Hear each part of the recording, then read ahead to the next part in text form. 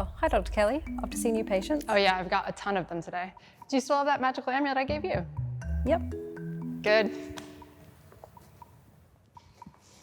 Oh, good morning, Dr. Irving. Hello, I'm on my way to a clinic. A magic clinic? Well, it's magic with a bit of medicine thrown in, because we like to try both at once in order to heal the victims. Yep, Some same. people with very bad skin diseases won't clear up. So I looked in the library, found this very old tablet with recipes for skin infections. When you plonk it on, it really hurts, it stings. Okay. And when it hurts, the patient thinks, I'm getting better, it's going to be effective. So it's a good bit of psychology. Did you not do this when you were doing your PhD on the stuff of heka that you told me about? Heka, or ancient Egyptian magic, was a very powerful force. Now, although we translate heka into English as magic, it's not exactly the same as the Western idea of magic. For instance, heka wasn't considered supernatural, subversive, forbidden, or evil. It was a natural element like air or water or fire, only you couldn't touch heka. And even though humans could learn to channel it, heka was a divine power. According to the ancient Egyptians, heka came into existence at the beginning of the world, and the gods harnessed this power to create the universe. All of the gods had heka in their bellies, and it came out through their actions, but mostly through their words. If a god spoke something, heka made it real. A lot of people also equate heka and magic because of some of the truly fantastic things that the spells were said to do in ancient divine myths or stories, such as parting the water of a lake to retrieve a fish amulet, or turning into a bird, or even controlling the stars. But that's not the full story of heka. It was used for both the fantastic and the everyday. You see, long ago, the creator god decided that humans should have access to heka in order to help us with life's difficulties, mostly to maintain mat, or balance. So if you got sick or you needed protection from something, heka could help to right that wrong. Every single day, people in ancient Egypt used heka in their normal everyday lives. That's why people would come to see someone like me. Okay, if I get stuck, I'll come and ask your help. Oh yes, that sounds great. See Good ya. luck. Bye. I'm Dr. Kelly Accetta Crowe, a curator and Egyptologist here at the British Museum, and a heka expert.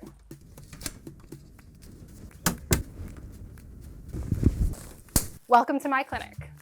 Although all spells are from real ancient Egyptian texts from the British Museum collection, no real objects were used in the making of this video. Spells and remedies in this video are not medical advice, and no attempt should be made to wield heka without an expert heka practitioner.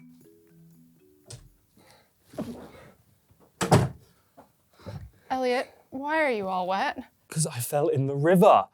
I almost got eaten by a crocodile. What happened? We were trying to get our cattle to the other side of the river, to new pastures, when one of them attacked us. We tried to stop it, but it got to one of the calves. Oh, but didn't you have any of the herdsmen's magicians with you, saying their water spells and making their magical protective gestures, you know? They were on a special mission with the governor's cattle. We tried to do it by ourselves, but now all of our cattle is stuck on one side of the river. I need to get to them, but the whole place is crawling with crocodiles. Well, you should know better than to go without any protection. But luckily for you, I've just been reading about a new water spell that you can do on your own. You don't need the magicians for that. Right, yeah, here it is. Okay, cool. Can you hand me that clay, please? Great. So this has to be said over an egg of clay. Let's get this in form. Come on. Is that egg enough? Yeah, close enough. Right, plug your ears. You two. The beginning of this spell is very clear, that it's meant for the eyes and the ears of those who have been through the Per Ankh only. A Per Ankh was like a library, archive, and university, all rolled into one. Scribes, priests, and physicians, all of a certain rank, continued their education there. They were often attached to temples, although sadly, not many physical examples of Per Ankh buildings survive today. There were hundreds of rolls of papyrus containing all sorts of divine and sacred knowledge written down over thousands of years. There were texts on rituals to perform for the gods, on royal ceremonies to perform for the king, long treatises on medicine, philosophy, astronomy, geography, even mathematics, and of course, heka. O egg of the water, spit of the earth, seed of the 9 gods, great one in heaven, prince in the underworld, he who is in the nest before the lake of knives. I came with you out of the water. I am Min, lord of the land of Koptos. Right. Take this egg with you. You stand at the front of your boat, and if you see a crocodile, you throw it in the water. It's been imbued with the heka of the god Min. Now, Min is the one who defends the sun god as he travels in his boat across the sky each day. So this will do the same for you as you travel in your boat across the river. Okay, thank you. You're welcome. But, be a bit more careful next time. Yeah.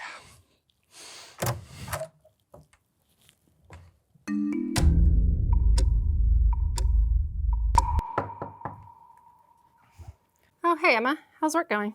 Yeah, we finished painting the second passageway of the King's Tomb today. Good day then, huh? Well, it was good until we stopped to play Senate, and then I got stung by a scorpion. By Isis, you could have led with that. Oh my gosh, sit down. Let me see. Ugh, you're lucky that scorpion stings happen so often around here. I always have my magician's kit on me. So first, take the scorpion herb and we grind it up.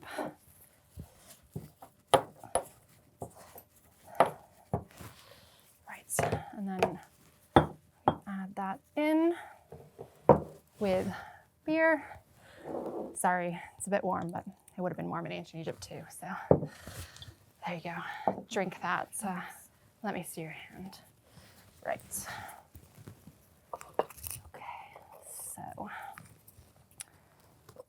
so this spell needs to be spoken over an image of Isis, great of magic, and her son Horus, who became king on Earth after his father died. Right. Okay. Fail, scorpion, go out from the sun god. I, Isis, am the one who made you. I am the one who sent you. Fall to the ground, poison. I have power. Ra lives. The poison has died. Emma, born of Christine, lives. The poison has died. Right, okay, now lick that off. Really? Why? Well, to absorb the magic of Isis, obviously. She's a great source of healing heka. So this was actually something ancient Egyptians did. We have 5 copies of this spell. All of these come from the ancient village of Deir el-Medina, which was known as the place of truth. The people who lived in this village built the tombs for the pharaohs in the Valley of the Kings. Because they were working in such desolate areas, they often came across things like scorpions or snakes, so it made perfect sense for them to have these types of spells in their arsenal. The actual spell is really, really long because it's embedded inside of a myth. In the story, Isis deceives the great sun god Ra.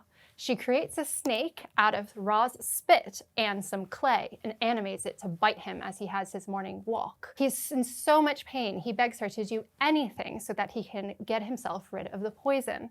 She says she'll get rid of it in exchange for his secret name. When he gives it to her, he also transfers to her all his heka.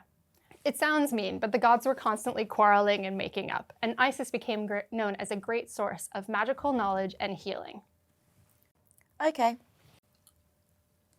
So now I need to apply this bandage to you. It's got an image of Atum Ra, Isis, and Horus. It will help to heal you as well.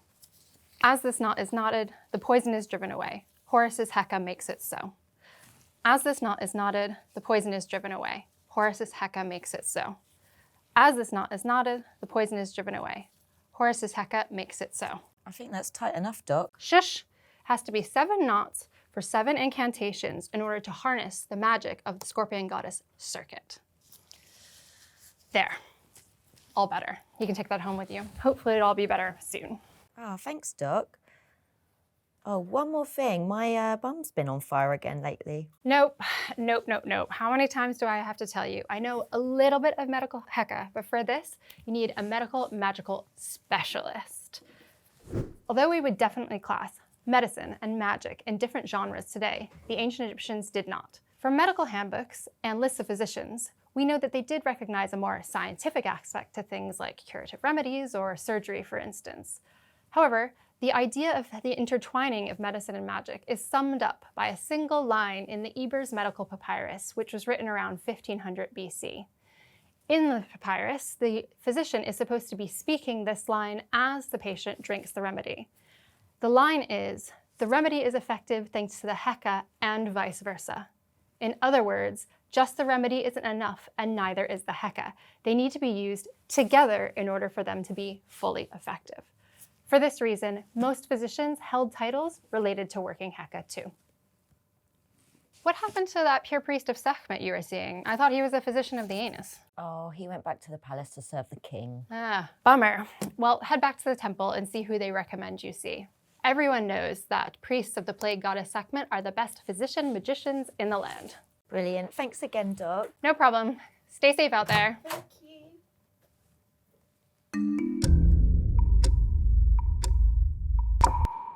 Dr. Kelly, may Thoth protect you. Ah, Adrienne, how goes your decoration for your place of eternity? Thank you for asking. The tomb is progressing very well. The draftsman wants to start on the entrance decoration. Actually, that's why I'm here, because I need a very good threat inscription to deter future tomb robbers. Could you help me? Oh yeah, I definitely can. I just got this book in, Threat Formula in Ancient Egypt. Here, take a look.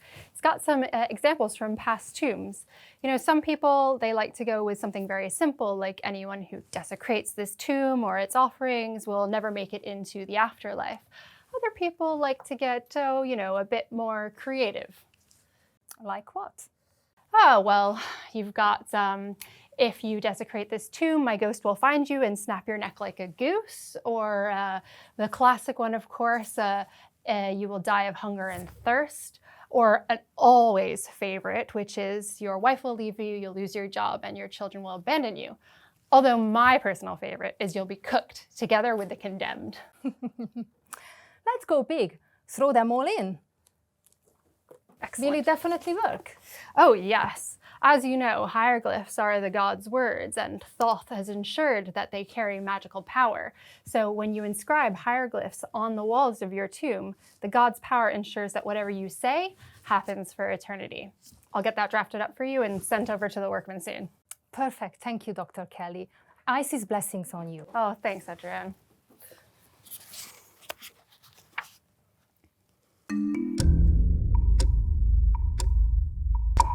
Come in. Are you Dr. Kelly? Yes? I have a problem. Tell me what's been going on. Okay. Well, it all started a few weeks ago. I keep having the same dream over and over again. And it doesn't matter what I do, every night, the exact same dream. It starts with me walking to the stables. Hold on. If you're going to tell me exactly what's in it, I need to get up my dream manual first. Okay. Can you hand me that book? It's an old English translation, but it's still helpful. Great. Thanks so much. Right. Continue. Okay. I'm walking to the stables, which is where my job is, and I can see myself walking, like it's like I'm watching myself. And so I get there and I start attaching a chariot to the team of horses. But then, horses are all monkeys, and they're running about all over the place. And I try and look after, and I'm just trying to keep them in the stables, and then suddenly, gone. So I reach for the nearest piece of papyrus because I need to jot something down, make sure I don't get written up by my boss. I need to be able to recount this. Only problem is, I don't know how to write. Then, wake up, full-blown panic. Same thing, following night.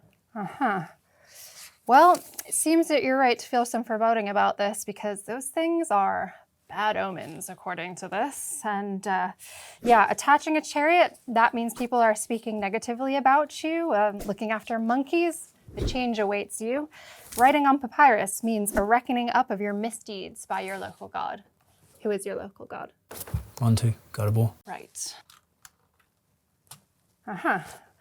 Yeah, well, it kind of seems like you've said something to offend Montu. People are talking about it, and there might be consequences. I suspect Montu has sent his bow, these are spirit manifestations of his divine power, to torment you. That's where the bad dreams are coming from. What do we do? Well, in the first instance, you need to make an offering to Montu and hope it placates his anger. But in the meantime, there's a spell we can try in order to try to get those bow to go away so that you can sleep again.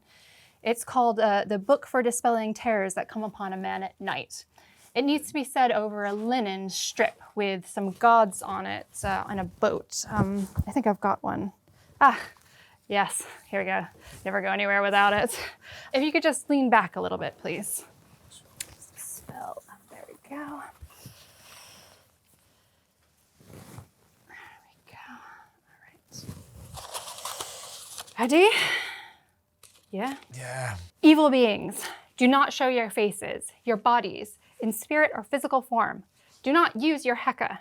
O bow, ghosts and opponents, male and female, in heaven and on earth. See, behold, it is the Lord of all. It is Atum. It is Wadjet, the mistress of terror in the sacred boat. It is Horus. It is Thoth, Lord of truth. It is the devouring flame of the sun god's eye. The earth is afire, heaven is afire. Men and gods are afire, while you, bow, think that you will hide yourself from the flame. Beware the flame which comes from the sun god's eye. And what if this doesn't work? Well, it should work, but just in case, take this. This is a headrest used while you sleep. It's inscribed with images of the demon god Bes, as you can see, and a spell, just like this. Now, Bes was protector of the household, and he was used to scare away demons and generally protect children, women, and everyone living in the household with his knives and his dancing and sticking out his tongue and looking generally ferocious. The ancient Egyptians believed that sleeping was like experiencing a mini death, and so you were really vulnerable to evil spirits during this time. Bes and a headrest would help protect you for that. Here, hopefully it will help. Thanks so much, Dr. Kelly. I actually feel a little bit better already. I'm going to go home, commission a beautiful statue to my god, Montu, and hopefully that placates him. Good luck. Have a great day. Bye.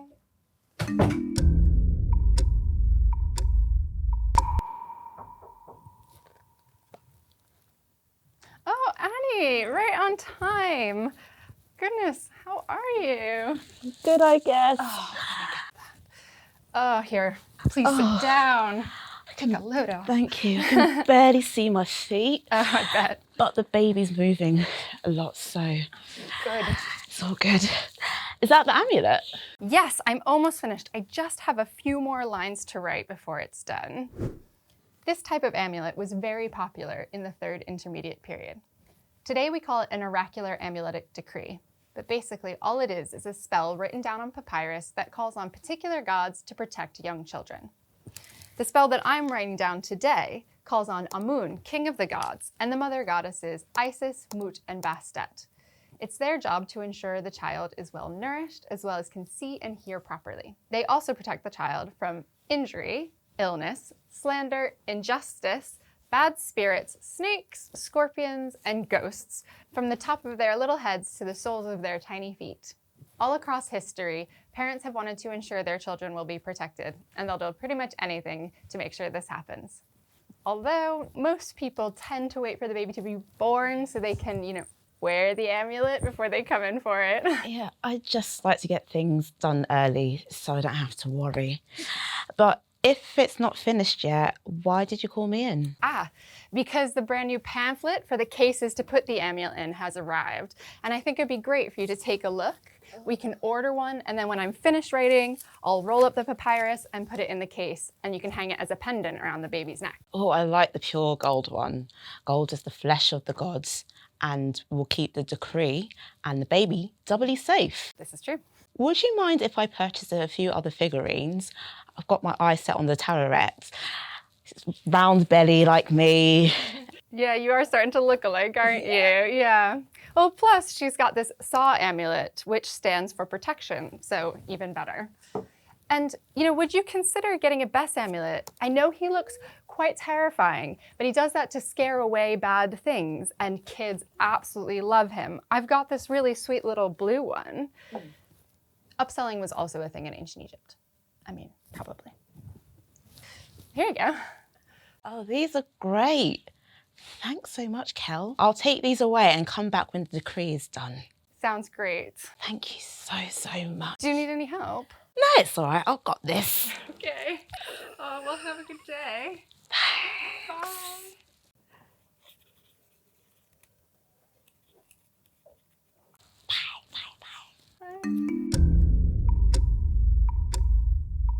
This Book of the Dead is looking great. Hunefer is going to have all the magical spells he requires in order to get rid of his demons and enemies in the underworld, make sure he can eat and drink, and of course to make sure he passes his judgment in front of Osiris, god of the dead. Yeah. Kelly! Oh, thank goodness you're here. I've got a funeral in 20 minutes and I've forgotten all of my amulets. Tim, this is the third time this month. I know. You are a lector. You are supposed to be the best heka worker Egypt has ever produced. yes. You cannot keep doing this. Yes, but I do. The word for lector in ancient Egyptian, Hebet, literally translates to he who carries the ritual book. These men, highly educated in the Perunk, were in charge of carrying, reciting, and writing down spells, hymns, and other incantations used in rituals for the gods and the king. Their access to sacred texts like those of the Perunk meant that they were highly skilled in heka, of course. But they didn't just serve in the temple. They also served in their communities. They could perform healing practices or magical protection spells, like that water spell I performed earlier today. And most notably, they often officiated funerals. In fact, we often see them depicted side by side with a funerary priest called a sem priest. The lector is there, holding his ritual book, and the sem priest is distinctive with his leopard skin cloak. Luckily for you, the Karnak Temple Perunk just sent me a brand new shipment, and they promised me that they are all already consecrated and ready to be used. Oh, thank Ptah, the god of craftsmen. What do you need? Chetnot. 1 chetnot, to be placed on the neck of the deceased on the day of burial to call upon the heka of the goddess Isis to make sure the deceased is not challenged by enemies in the underworld. Papyrus column. 1 papyrus column, also to be placed on the neck of the deceased on the day of burial to call upon the heka of the god Thoth to make sure the deceased always remains hale and youthful. Heart. Heart amulet or heart scarab?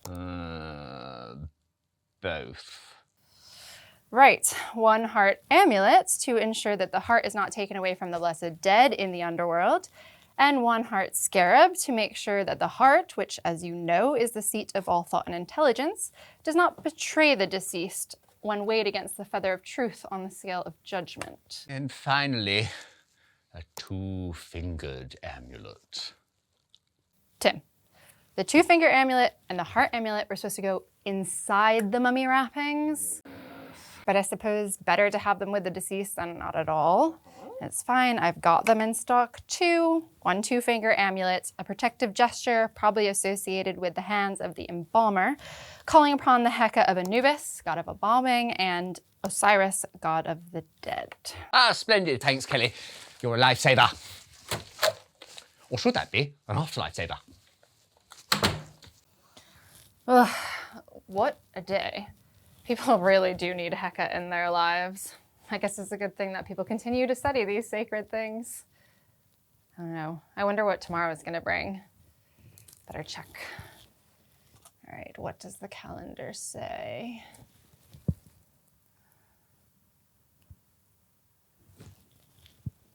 Oh, 2nd month of growing, day 13. Dangerous, dangerous, dangerous. Do not leave your house until dawn this day. Today, demons of Sekhmet, goddess of war, are released. Oh, Isis, Thoth, and all the gods, I'm gonna need a lot more amulets.